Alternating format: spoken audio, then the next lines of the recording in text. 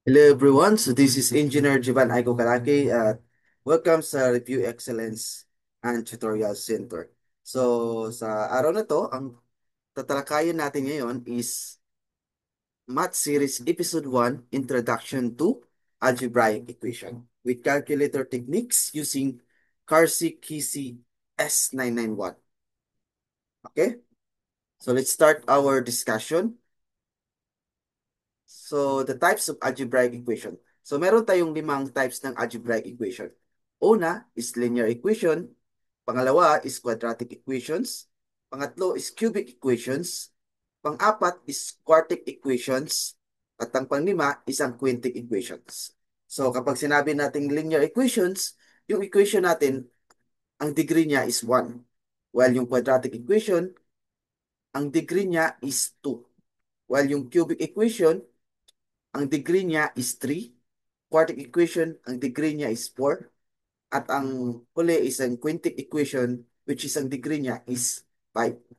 So, out of this 5 algebraic equation, ang i-discuss natin ngayon sa ating part 1 is ang linear equation.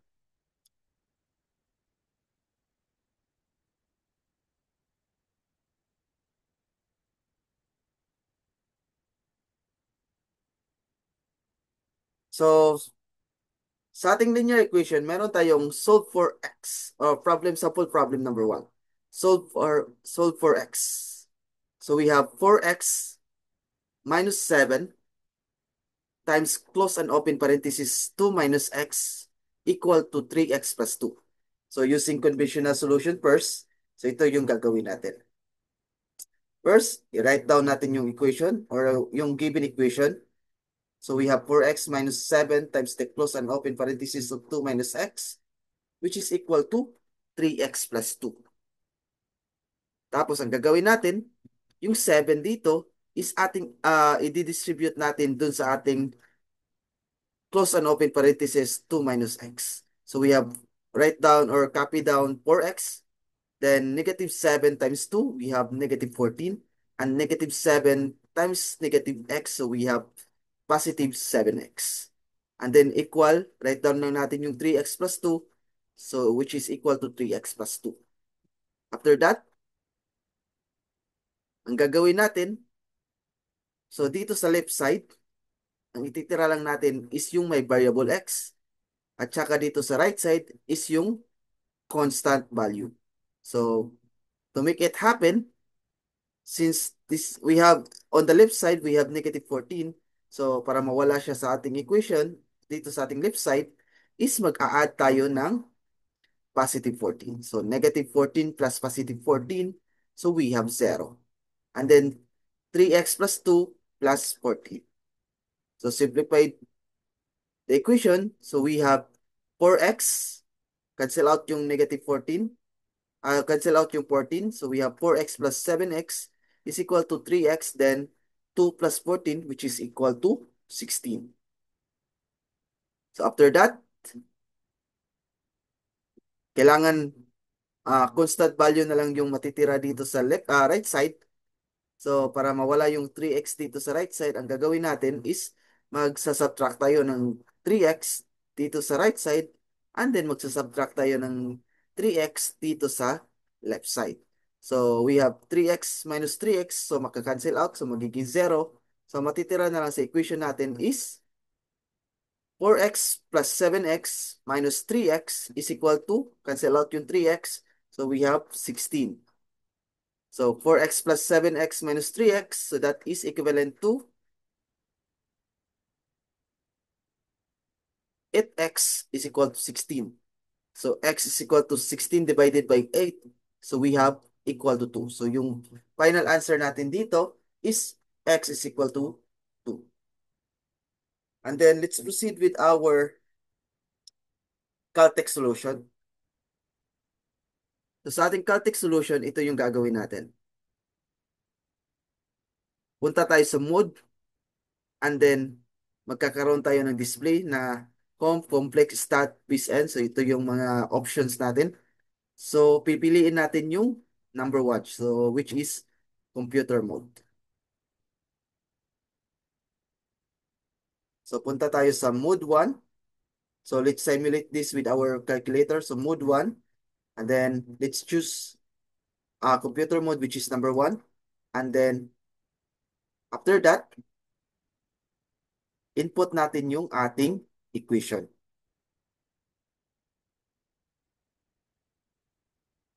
So that is 4x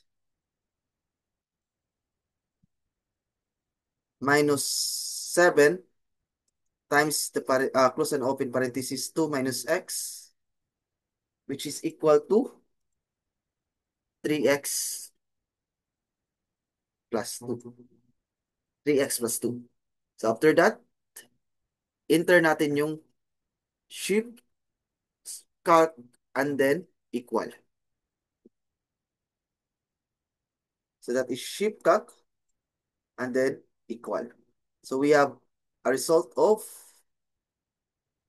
x is equal to 2. So we have two options. Number one is conventional solution, and then yung pangalawa is the Caltech solution. Okay, let's proceed with our problem number 2. To solve for x, 2 times the close and open parenthesis q plus 3 minus 10 is equal to 6 times 32 minus 3q. So ang gagawin natin dito is let's solve first this problem using conventional solution. So write down lang natin yung ating given equation, and then yung 2, i-distribute natin dito sa ating close and open parenthesis q plus 3. At yung 6 natin is i-distribute natin dito sa ating 32 minus 3q. So we have 2 times q, that is 2q. 2 times 3, that is positive 6. And then minus 10 is equal to 6 times 32, that is equivalent to 192. And 6 times negative 3, that is equivalent to negative 18q. And by simplifying the equation above, so we have 2q and then 6 minus 10, so that is negative 4, which is equal to 192 minus 18q, 192 minus 18q. So after that, yung may variable, yung mga coefficient na may variable is ililipat natin or ilalagay natin sa left side, while yung mga constant values is ilalagay natin sa right side. So, in order to make it happen, so para matanggal yung negative 4 dito sa left side, is mag-a-add tayo ng positive 4, and then mag-a-add din tayo ng positive 4 dito sa right side. So, we have 2q is equal to 192 plus 4. So, that is, so may mali dito sa ating solution. So, dapat, this is equivalent to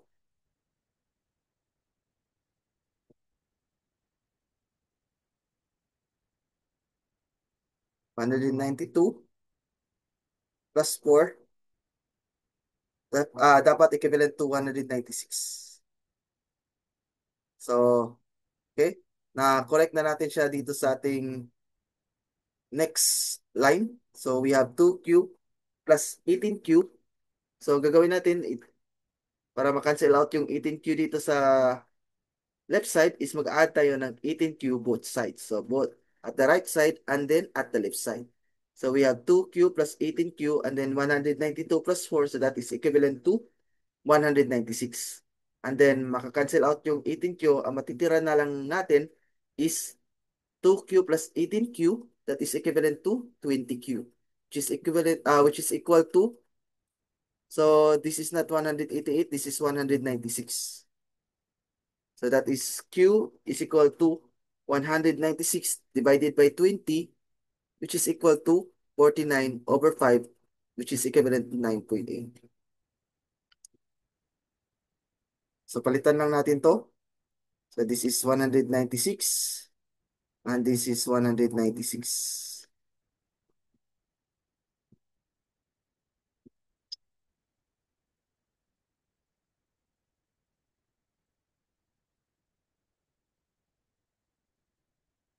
So yung final answer pala natin dito sa problem number 2 is 9.8 or 49 over 5. So let's use Caltech solution.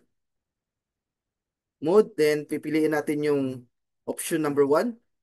So that is by simulating with our calculator, that is mode, and then choose number 1.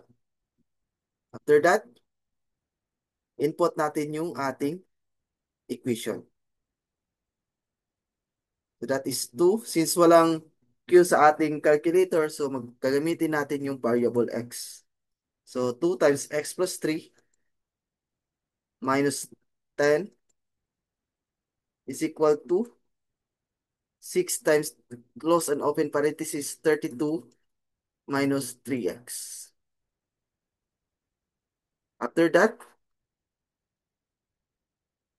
enter natin yung shift calc tapos equal. Shift calc and then equal. So we have a result of 9.8. So kung gusto nyo gawing decimal, ganito lang yung gagawin nyo. 49/5. Okay, let's proceed with our problem number 3.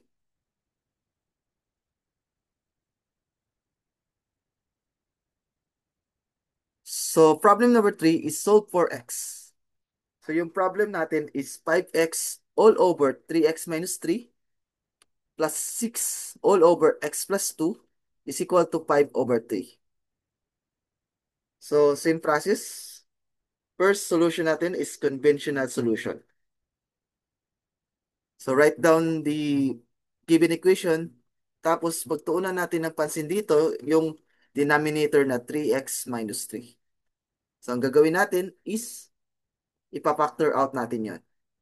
So we have 5x all over yung common nila na 3. So lalabas yung common nila na 3. And then matitira na lang sa loob is x minus 1. So we have 5x all over 3 times x minus 1. Plus copy lang yung matitirang terms. So that is plus 6 all over x plus 2, which is equal to 5/3.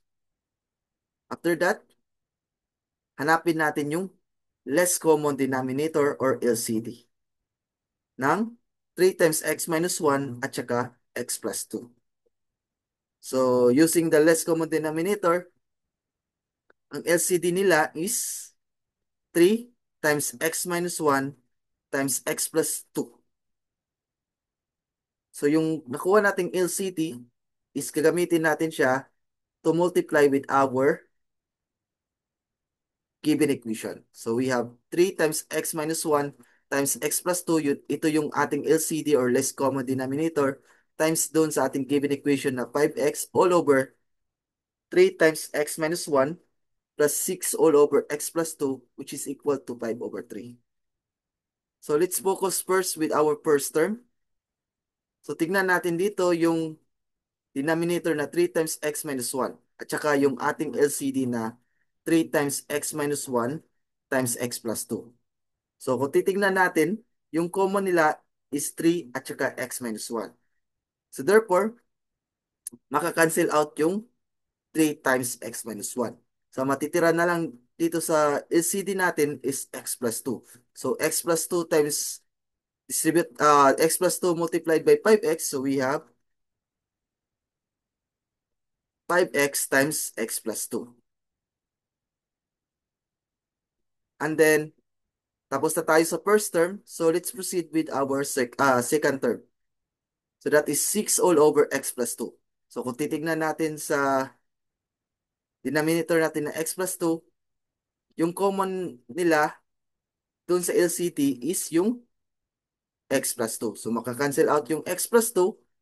Ang matitira na lang is 3 times x minus 1. So let's multiply it with 6. So we have plus 6 times 3 times x minus 1. And then equal to,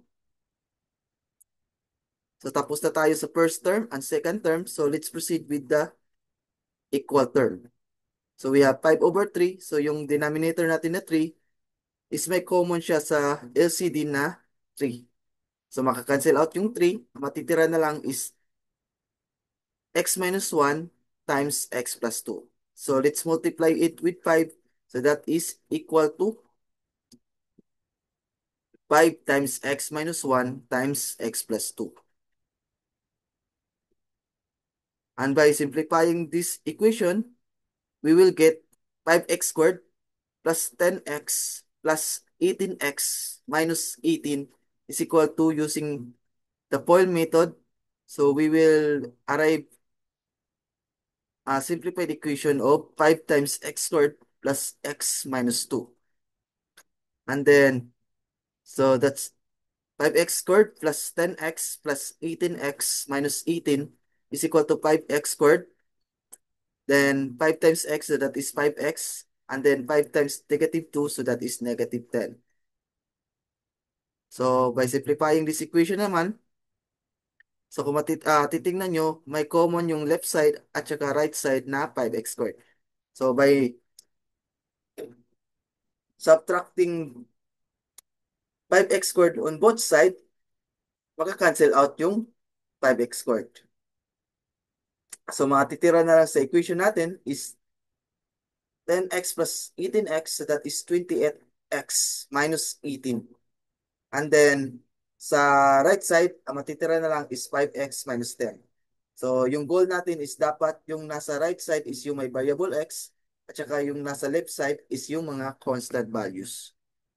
So para matanggal yung constant value dito sa left side na negative 18, so mag-add tayo ng positive 18. And then, maka-cancel out siya. Tapos, para matanggal yung 5x dito sa right side, so subtract tayo ng 5x both sides. So, 5x minus 5x, so that is 0. So, we have 28 minus 5x, so that is equivalent to 23x. And then, negative 10 plus 18, so that is equivalent to 8. So we have x is equal to 8 over 23. So that is equivalent to x is equal to 0.3478. So yun na yung value ng x natin. Okay, let's proceed with our Caltech solution. So same process with the previous problem, mode, and then piliin natin yung 1. Mode, and then let's choose 1. After that, input natin yung ating equation. So that is 5x all over 3x minus 3 plus 6 all over x plus 2 and then equal to 5 over 3. So after that, enter natin yung shift calc tapos equal. Shift tapos calc and then equal. So we have a result of 0.34782687. So nakuha na natin yung value and dito na magtatapos yung discussion natin sa linear equation. So sa ating episode 2 is i-discuss naman natin is quadratic equation and then cubic equation, quartic equation, quintic equations sa susunod na mga episodes. So, by the way, this is Engineer Jiman Aiko Kalaki. Maraming salamat sa panonood ng video na to. And I hope marami kayong natutunan sa araw na to. And that's all. Maraming salamat.